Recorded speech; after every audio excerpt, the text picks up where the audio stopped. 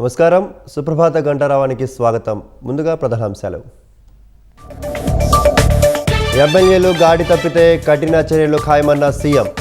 పద్ధతి మార్చుకోకుంటే ఉపేక్షించేది లేదని హెచ్చరిక.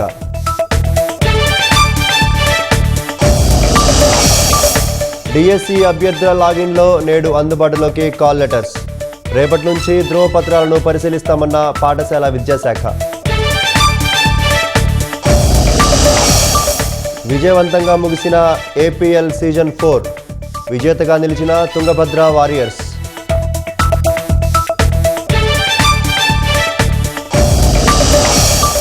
దీపావళికి ముందే జీఎస్టీ సంస్కరణలు పూర్తి. చట్టాన్ని సరళీకరించి ధరలను తగ్గిస్తామన్న ప్రధాని మోదీ.